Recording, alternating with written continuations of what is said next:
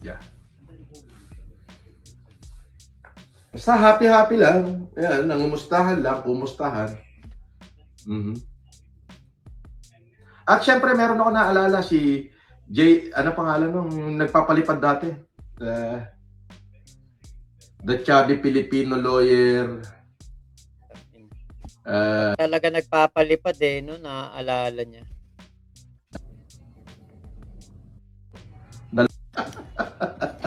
Sabi, boss, pa-shoutout ako, Renz Reyes, Akab. Sa Isabela, kay Christian, niregalo ko sa inaanak ko. Mahal-mahal pa naman. Ayos.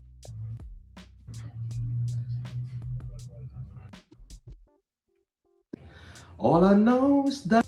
Oh. At syempre, at kay Frederick. Shoutout sa inyo, mga anak. At kay Ma'am Jaja Kap, shoutout na eh.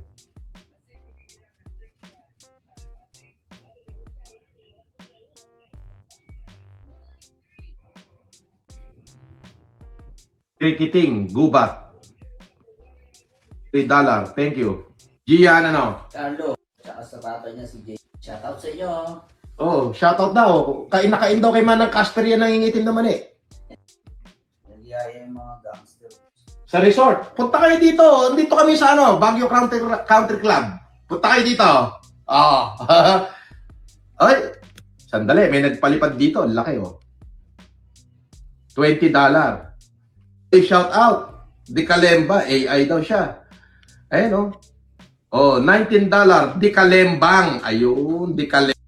Hindi kaya ito si The Chubby Filipino Lawyer o kaya si Tao Grasa. Nagpalit ng pangalan eh. Di Kalembang. Pwede. Ay, shout out! Thank you. Oo. Salamat po sa pag-birthday daw kay Loki. Thank you. Kung sila lang yan eh. O si Dines Bargis. Shout out daw sa FFCI Cordillera o kay John. Nandito kami! Tibia! Oh, umikanto yan ah. Danak dito yung bagyo. Puro ano to? Puro shoutout na lang. Men and women. Okay, this is the word of the day. All men are born equal, naked, without. Boss Epelem, pa-shout out, still strong and go. Pero yung isa, may ibang nagtayo na support. Kasi iba ho yung pangalan natin noong 2020, sobra. So maraming gustong sumakay, maraming gusto. May hindi mo na lang ipa-Security and Exchange Commission. Ako na marami pala akong supporter nung nakulong ako sa pamamagitan ng US. Wala akong alam. Ano to? Question lang po, respectfully, bakit hindi nyo po maipaligal ang FFCI? Hindi po ako nagtayo niya. Oh, bobo. Ayan na naman. Kasinungalingan na naman. Ano hindi ikaw nagtayo? Eh, nakakulong ka. Mini-meeting mo kami lahat para dyan sa FFCI na yan. Nung pag-alis namin, saka mula nabuo. Oh. Ako po ay nakakulong before, noong 2020. At wala akong alam sa outside world. No. Putang ina. Yan ang malaking katarantaduhan dyan, kulaong. Wala kang alam sa outside world. Ha? Wala kang alam sa outside world. Ano tawag mo dito? Oh. Kaya kita tinawagan. Kaya nag-video call ako sa'yo para malaman mo na ako kausap mo. Opo, yun nga. Pero ano, totoo po ba yung pupunta po kayo dito? Yes. O, sa Di ba? Wala kang alam sa outside world, pero nakakatawag ka sa akin, nasa Malaysia pa ako noon. Hindi ko alam ang outside world dahil nasa kulungan ako. Nakakapanood lang ako na marami pala akong supporter nung nakulong ako sa pamamagitan ng USB. O, Katarantaduhan niya ang kulaong. Nakaka-live ka nga eh. Nakaka-akit ka nga ng live eh. Oh. Nakakapagsalita ka nga doon sa live ng mga kabastusan. Mga gagataan. Paglaya ko, gagataan kita. Anong sinasabi mo dyan na wala kang alam sa outside world? Tawag ka nga ng tawag kung kani-kanino. Kaya dapat dito kay Kulaong ma-imbestigahan yung BJMP issue nito eh. O, dinadala ho sa akin nila doon yung USB. At nga daw, nagtayo daw ang grupo, ang mga OFW, Buong mundo, ha? Nagtayo daw sila. Hindi, ikaw yun, nagtayo Kulaong, ikaw. Ikaw nagtayo nun dahil nga overwhelmed ka sa sa dami ng sumusuporta sa iyo noon. And gusto mong makakuha ng monthly dues. May tier 'yan. Merong mga ano 'yan. Kapag kinuha mo, kunwari, kinuha mong package 2.5. Buwan-buwan 2.5 magbabayad ka. Pag kinuha mo, parang pinakamura yata, no? Parang tier, parang 1,000 lang sa buwan.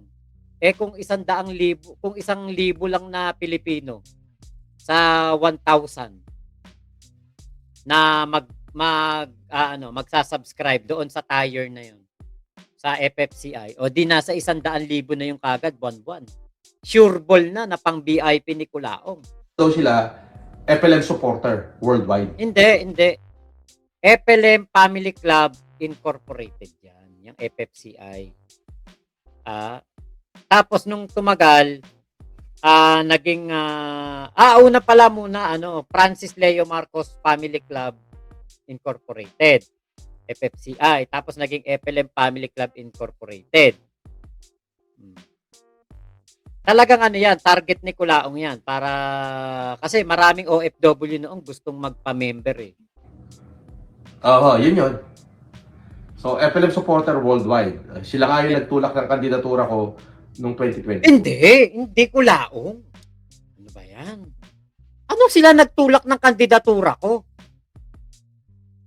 Kulaong, ikaw ang may gustong kumandidato noon.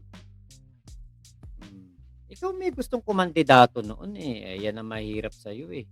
Parang ka nagkaka-amnesia eh. Parang nagkakalimutan tayo dito eh. Okay.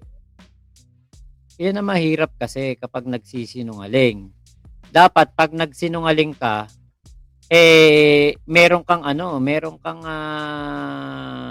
ipapakita na ebidensya na yung pagsisinungaling mo kayang suportahan yung mga sinasabi mo. Kasi katulad nito, meron po yan na recording na usapan na sinasabi nga ni Kulaong na siya ay kakandidato sa 2022.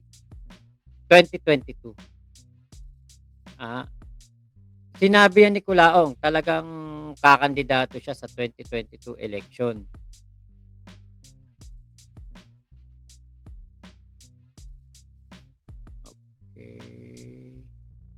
Okay. Ito yun. Check the mic and make sure it sound right. Ante, makalabas ako rito. Oo nga Paglabas po. ko rito, bubweltahan ko yung mga hayop na NBA na. Ano sasabihin mo? Meron tayong merong susuporta sa inyo, taga Canada. Ang sabi sa akin, kung kayo daw po tatakbo sa 2022, maglalabas siya ng pondo. Ang importante, makalabas ako rito. Oo nga Paglabas po. ko rito, bubweltahan ko yung mga hayop na NBA na yan. Kaya Pero nga mo, po.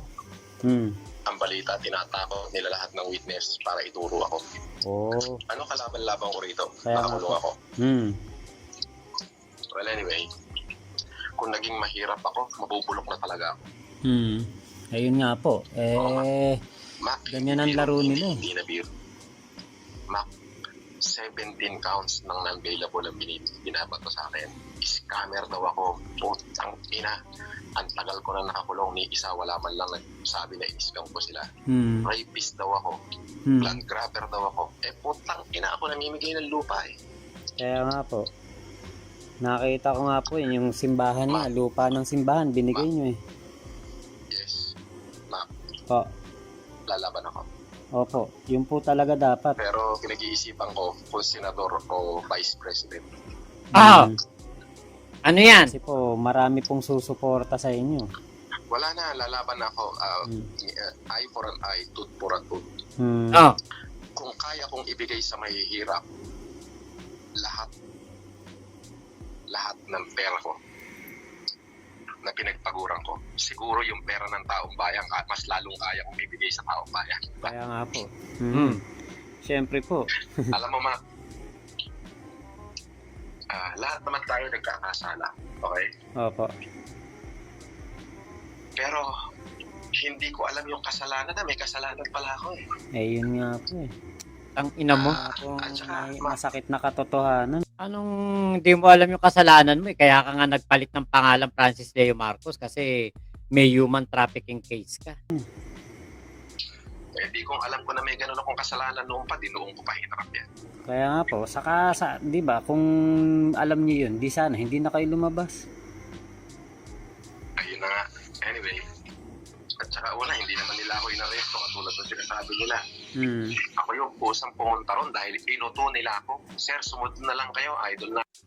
Putang inan to. Ito eh. Kasi ano pa ako eh, naniniwala pa ako kay Kulaong noon eh. Pero dun sa video, inaaresto talaga siya ni Chief Vic Lorenzo. Kaming kayo eh. Opo. May mga ganun-ganun pa yung mga... Anyway. Lalaban ako, ma. Ayan. Pero hindi ko dadali ng apelidong Marcos. Opo. Antonio lang. Di, Francis Leo Antonio. FLM. They cannot take away the Marcos from me. Maybe they can take away the Marcoses out of me. But they cannot take away the Marcos out of my blood. Oo nga po. oo nga po na lang ako na oo nga po eh. Kahit ano po Anyway. mangyari, tibayan nyo lang po talaga loob nyo dyan. Hindi, ang sa akin, alam mo, hindi ko kailangan ng Marcos para maging ako. Oo nga. Ang ina mo, hanggang ngayon nga, gamit mo yung Marcos. Kaya katarantaduhan po yung sinasabi dito ni Kulaong na yung mga supporter ang naglabas o nagsabi na siya kakandidato. Pati yung FFC ay supporter ang gumawa. Hindi po. Puro siya ang gumawa niyan. Pag kandidato, desisyon niya yan. FFCI siya, bumuo niyan. At hindi naman po ako nabigo sapagkat sa kabila ho ng ako'y nasa kulungan, kumuha ko ng 5 milyong boto. Kasi nga gamit mo yung apelidong Marco. Sabi mo, Antonio dadalin mo. Ako. So, sabi ko dun sa kay Dong, bakit hindi mo na lang ipa-Security and Exchange Commission yan para legal? Ikaw ang nagpa-Security and Exchange Commission yan. Si Dong, sanay na sanay sa pagpapile sa SEC ng ganyang mga foundation o ng mga korporasyon. Kasi nga, si Dong Batalan, dati na pong din yan, naging tauhan ni Ong Pin, nakasuhan nga ni Ong Pin yan eh. Ate Jonah, hello po. Legal. Sabi niya. Ano bang pangalan? Sabi nila, FLM Family Supporter International. So, Hindi. Huwag mo namang ibahin. Gagawa ka ng... bago pa lang tayo bago pa lang kami lumabas noon, buong-buo na yung pangalan na FLM Family Club Incorporated. Hindi yan na iba. Hanggang nga, 'di ba, nung bago na kami umalis, papaalis na kami. Naririnig na namin 'yan. Nag-meeting pa nga kami diyan Zoom meeting pa kami diyan patungkol diyan sa FFCI na 'yan Kami nila Inay Mary Ann Tapos nung nag-meeting kami niyan, hindi pa siya pwedeng ilabas, hindi pa pwedeng i-vlog, hindi pa pwedeng sabihin sa kahit sino. Kami lang munang mga vlogger ang pinulong ni Inay Mary Ann. Tapos nung hanggang lumabas kami, hindi naman nabuo yan. Ngayon, lumipas lang ang ilang mga panahon, parang ilang buwan lang din ang lumipas. Doon na, pinagyayabang na nila yung FFCI. Tapos, pinail na daw nila ito sa SEC. Ang dami na daw nilang ginawang hakbang para mapasa legal. At nung naging legal, nag-party-party pa nga sila niya. Nag-swimming pa sila, may lechon pa sila. Pero hindi hindi yung FLM supporter, hindi. FLM Family Club talaga yan. Kakakulong pa lang ni Kulaong, binabanggit niya na yan. FSI muna. And then, humingi ng ibang pamimilian, yung SEC. FLM Family Club International. Yon. Tapos yung isa, Filipino Family Club International. Ang alam ko is narehistro naman yan. Hindi. Nitong. Narehistro as entity. Pero yung rehistro para makahingi ng pera, manglikom ng pera sa ibang tao, wala kayong rehistro doon. Pero yung isa, may ibang nagtayo na support. Kasi iba ho yung pangalan natin noong 2020, sobra. So maraming gustong sumakay, maraming gusto. May kanya-kanyang tayuan sila. Tayo na, pagbibintangan mo na naman dyan si Nasukir. Ikaw nga may sabi doon sa tawagan noon. Ibibigay mo kay Nasukir yung FLM Family Club. Meron din isa nagtayo, FFCI din ang meaning. Taga Mindanao. Yun yung Francis Leo Marcos Family Club International. Tinayo nila yon doon sa Mindanao. May nagtayo rin, FFCI rin. Yun, sila Boss Lee yata yung sinasabi nito. Pero wala, hindi nagtagumpay yun. Oo. So, some of them are parang nirevoke yata ng Lahat kayo. Anong some of them? Lahat kayo ni-revoke. Kasi parang nagkagulo-gulo at something na ginagamit na yung pangalan ko para makakuha ng supporter abroad at sila yun ang bubudol. Isa na yung pangalan TV Bosley. Na Rapi Tulfo yun eh. Yung TV Bosley. Na Rapi Tulfo yun. Kung makikita nyo sa Rapi Tulfo. Yun, ginamit niya yung FFCI. Kaya na Rapi Tulfo yun eh. Rapi Tulfo in action. Teka. Hindi. Hindi na Rapi Tulfo si Boss Lee dahil sa FFCI. Hindi yun. Huwag mo ibahin kulaong. Hanapin natin. Alam mo, papakita natin. Tangina, hindi naman na Rapi Tulfo si Boss Lee dahil gamit niya FFCI. Hindi. Katarantaduan naman yan. Kulaong.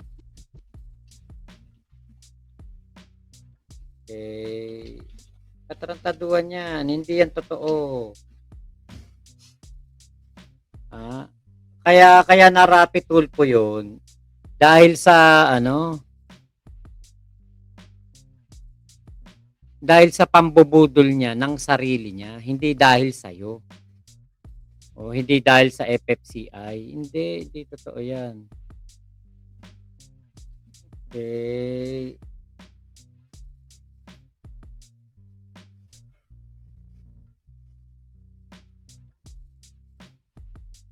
Wala dito. Hindi natin makita ngayon dito.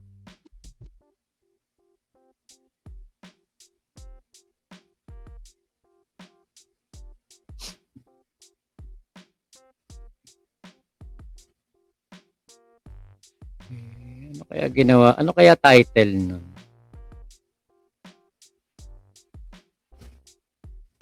Kasi hindi talaga dahil doon eh. Dahil doon kay iba, hindi dahil sa FFCI. Ito pala yung full video niyan kay Kulaong. Yung nabanggit yan. Yan pala yung sinasabi niya.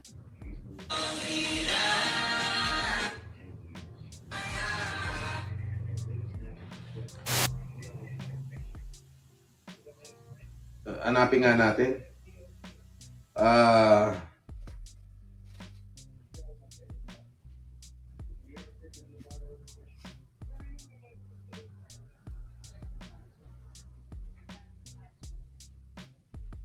Ito yon. TV Bosley.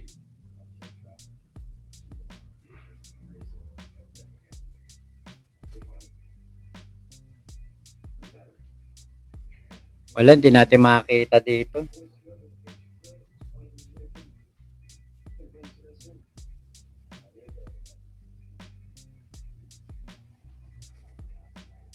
Siguro bukas yan na ipe-play natin. Hahanapin ko. Ano pangalan ni Bosley na hanapin nyo na Na Rappi Tulfo yun eh. Yun yung gumamit ng FFCI na nangulimbat ng mga OFW. Ginamit yung pangalan ko. Hindi. So, na Rappi Tulfo in action yun. Oo. Levi. Levi ano pangalan niya? Levi? Ano pangalan niya? Ano apelyido? Levi ano? Ano apelyido? Na TV Boss Lee yun eh. Na TV Boss Lee. Na Rappi Tulfo yun, TV Boss Lee. Na TV Boss Lee daw. Levi ano? Levi Ignatius o Levi Insyong?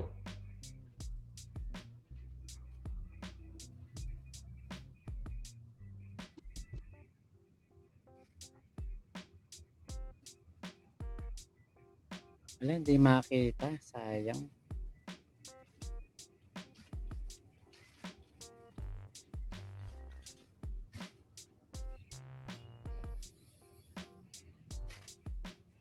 Basta alam ko na Rappi Tulfo yun.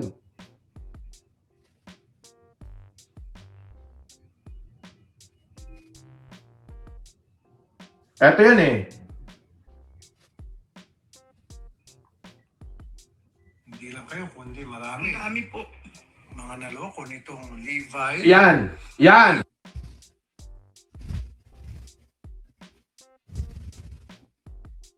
Vlogger turns to scammer. Vlogger turns to scammer. Rappi Tulfo.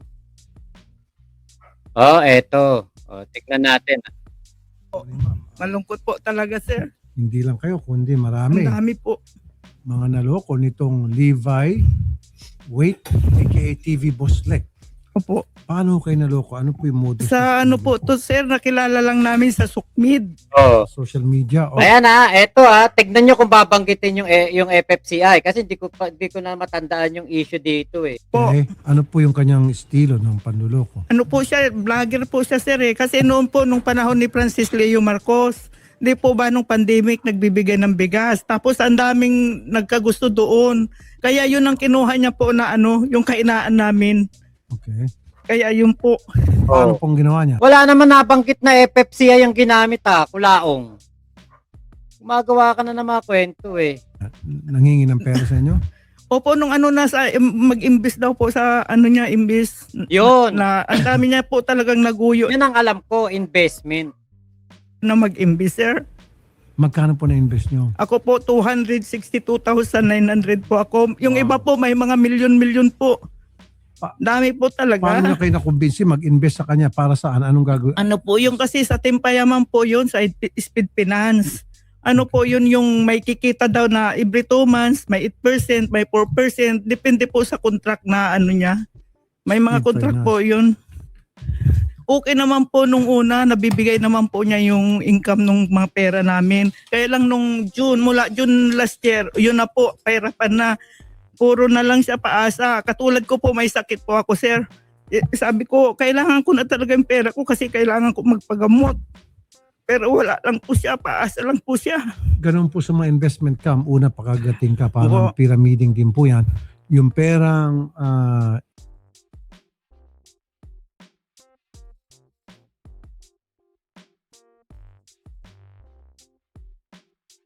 Ayan, walang binabanggit po dito na FFCI ang ginamit ni Boss Lee. Investment scam to. Yun din yung pagkakaalam ko, investment scam, hindi FFCI. Ngayon kulaong, huwag kang magugas kamay. Huwag mong gamitin si Boss Leg sa paghuhugas kamay mo. Iba yung binudol ni Boss Leg, iba yung binudol mo. Yun ang totoo. ibinabayad sa inyo na may dagdag na malaking porsyento, Opo. yun po ay nanggagaling din sa mga nare-recruit. So kailangan para hindi po mahintuyan yung scam na yan, tuloy-tuloy ang pagpasok ng mga new investor. Pag huminto na yung new investor, wala nang pambayad. Yun nga po, sir. Siguro kasi kaya hindi na siya. Wala nang pambayad sa Pahirapan na po talaga. yes, sa mga naunang miyembro, doon na siya babagsak. dapat man pag meron mga ganong investment, tatanungin nyo muna. Ayan nga Yung po. perang invest namin, saan nyo invest yan? Bakit makakapagbigay ka ng malaking porsyento pabalik? Diba? Dapat yung kung tinatanong nyo. Buenos dias, senyorita. Buenos días. ¿Cómo está? Buenos días también. ¿Cómo está allí? Aquí está bien, pero sa mga nangyayari sa Rappi, ito, stress na stress talaga kami sa Rappi kasi 4 na taon namin tong naghihirap kami sa Rappi dahil kinuha niya yung load namin na 4 na taon. Permiro dyan sa channel niya, naging host ako dyan po, Tapos maraming mga pangyayari po. Una niyan, humanitarian po. Ginamit po nila yung FLM. Kasi nung nakulong si FLM, nag-vlog sila dyan, sir, na yung nakulong daw is Kawangis. Tapos ang hawak daw nila yung totoong FLM. Kaya doon sila nagsimula, sir, ginamit nila yung kambal na BE. Kasi ako, sir, Bobo kayo, putang ina, meron bang ganun? Ano yun, nakakulong yung tunay na, nakakulong hindi tunay na FLM. Yan yung sinasabi ko na ang kwento noon, yung clone. Kawangis. Si Kulao nga di ba, na inalisan namin kasi hindi na nga kami naniniwala doon kay Kulaong. Tapos kayo, pupunta pa kayo kay TV Boss Leg na halatang-halata namang bulol at walang ka utak-utak kung magsalita, papaniwalaan nyo, kawangis. Dinalo ko kayo, natatanda ko to ito yung nagmumumura pa sa akin noon yung nasa Spain na yan ma-express ko lahat kasi matagal ako dyan Magkano perang na-invest nyo po, ma'am? Ako po, yung unang pinadala ko po is 5,000 kasi inano pa nila ako noon, hinabol-habol nila ako kasi nandoon ako sa nagbakasyon kami ng amo. Ang July tapos yung nobyo ko ang nagpadala sa kanila ng 5,000 kasi kailangan ko daw papasok kasi magsasara na daw kasi sir, ang dami talaga nilang kalukuhan sir, yung arka daw ninuwi, ganun sabi nila. So ngayon, nagpadala yung nobyo ko pagkatapos, nang nauwi ako ng August last year, ayun, talagang kinulit ako ng Iban Niraga, na pumasok na talaga ako kasi ang dami sir, pinasa ko na dyan ang video sir, na nakapasa po ako ng 100,000 po sir. Tapos, pero hindi FFCI. Simula nung sir, sabi nila ang kontrata, mayroong tubo every 2 months pero wala po akong natanggap ni kahit sintimo sir. Ito yung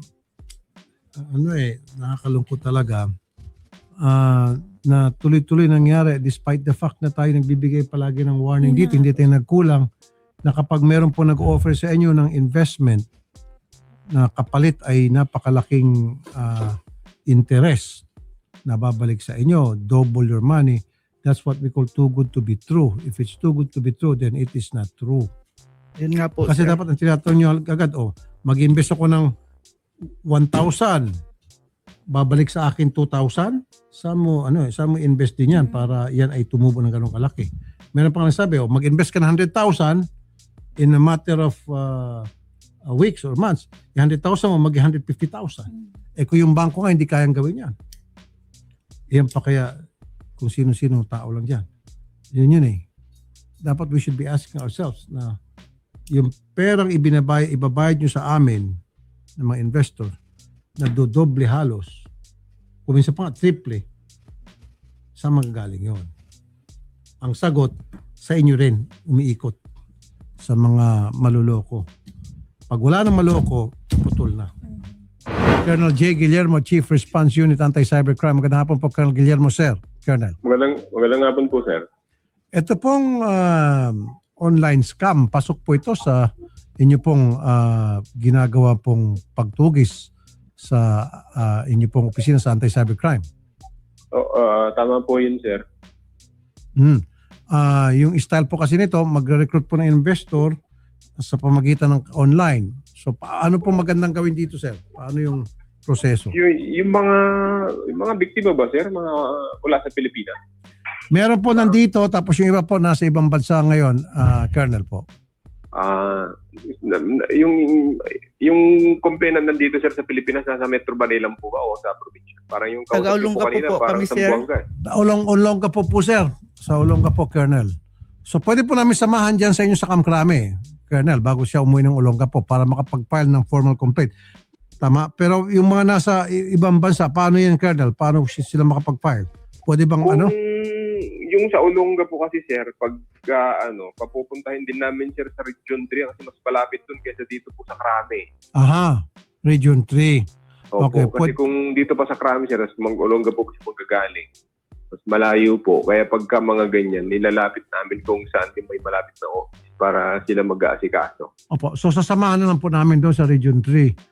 Yes, Okay. sir, yes, sir. Para, kasi kung, kahit, sabi ko nga po, sir, kahit sa Krame po, talagang i-advise namin siya na babalik sa Region 3 para hindi naman siya magastusan. Sige po, kami ng bala. Mas Sige, malaki Colonel. kasi pag- Sige, maraming salamat po, Colonel J. Ha? Thank you po, Colonel Sir.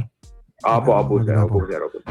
Ma'am, ganito po ang gagawin natin. Sasamahan po namin kayo sa Region 3 Opo, para sir. makapag-file ng case against sir.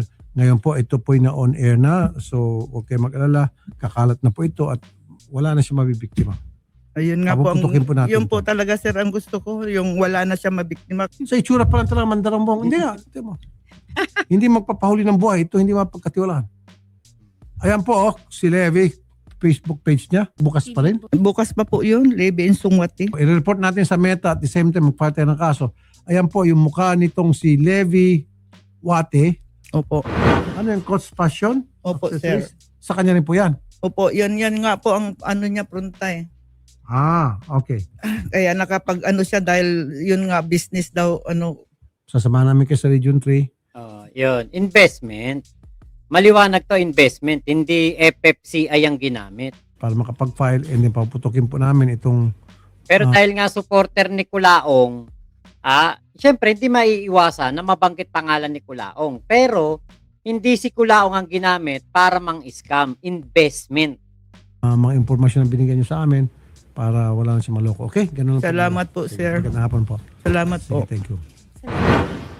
Pero ang problema dito, si Kulaong nakulong, si si Boss Lee hindi. Para hindi naman nakulong si Boss Lee. Ay nako, yun lang, lugi si Kulaong kasi si Kulaong hindi nakulong. Kaya mali yung pinagsasabi mo, Kulaong, na ginamit yung FFCI. Di nabuking natin na hindi totoong ginamit ni Boss Leg ang FFCI. Nako layuan mo na yan, Ate Jonah. Ano ba yung mga kaibigan mo? Kaibigan mo mga puro mga pro Kulaong puro mga mga scammer. Yung mga naging kaibigan mo, Ate Jonah, layuan mo yung mga ganyan kasi huwag ka makikipagkaibigan dyan.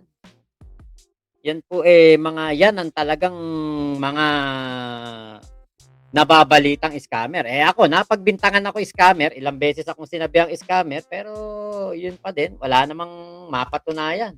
Hindi rin naman ako natulpo. Eto naguhugas kamay si Kulaong gamit si Boss Leg. Si Boss Leg. Sa Bisaya, Wate, sa Tagalog, Uod. Okay, yun pala yun. Ginagamit lang to ni Kulaong para mahugasan yung kanyang pangalan na Francis Leo Marcos. Tapos ibibintang pa niya 80 million daw. Baka daw ito yung nakabudol ng 80 million. No? Hindi, iba si Boss Leg, iba si Kulaong. Kasi kung si Kulaong ang ginamit dito, sinabi sana FFCI. Tapos si Kulaong ay si Kulaong ay kasama sa mga nambudol o kaya ginamit sa pambubudol. Hindi naman investment scam. Too good to be true yan. Ano yan? Style kapa. Swerte yung mga nauna, pero yung mga yung mga naiwan, yun yung mga kawawa. Yung sa kapa, 'di ba? Panahon ni Digong, swerte yung mga nauna. Swerte talaga. Kasi nakapag-payout yan ng malalaki. Yung iba nga, nakabili ng mga mansyon, nakabili ng mga mamahaling sasakyan, nakabili ng mga lupain. Ang kawawa, yung mga nahuli. Bira na kami mag-chat ni TV Boss. Nako, i-block nyo na po yan.